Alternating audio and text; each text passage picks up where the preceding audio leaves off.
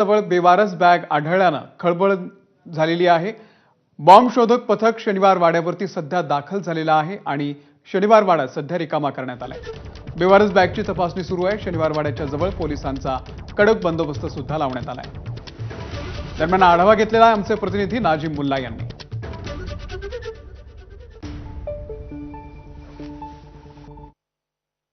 शनिवार वाड्यात बेवारस बॅग सापडली आणि त्यानंतर शहरात एकच धुमाकूळ उडालेला आहे। आपण बघतोय बीडीडीएसचं पथक सुद्धा या शनिवार वाड्यापाशी आलेलं आहे आणि ज्या शनिवार वाड्यामध्ये ही बॅग सापडलेली आहे तिथं आपण पोहोचलोय आणि इथं बघतोय आपण हे गेट जे आहे ते आता बंद करण्यात आलेलं आहे। कुणालाही आतमध्ये प्रवेश दिला जात नाहीये।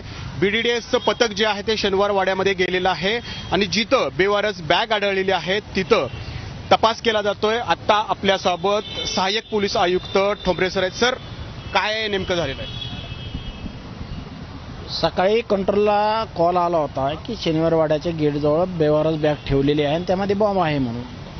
परंतु ज्यावेळेस आम्ही इथं आलो, आम्ही चेक केलं आणि बीडीडीएस टीम पण आहे, अशा प्रकारची कोणतीही संशयित बॅग इथे मिळून आलेली नाही आहे आणि अजूनही बीडीडीएस टीम चेकिंग करत आहे। कुणीही घाबरून जाऊ नये असं या ठिकाणी आवाहन पोलिसांकडून करण्यात आलेलं आहे। ज्या अज्ञात व्यक्तीनं कॉल केलेला होता त्याचा कॉल सध्या स्विच ऑफ आहे, परंतु त्याचा शोध घेतला जातोय। त्यानं नेमकं का कॉल केला होता, ती बेवारस बॅग इथं होती का केवळ त्यानं पोलिसांची आणि प्रशासनाची धांदल उडवण्यासाठी हा प्रयत्न केलाय का, याचा तपास आता पोलिसांकडून केला जातोय। कॅमेरामन शैलेश जाधवसह नाजिम मुल्ला, एबीपी माझा, पुणे।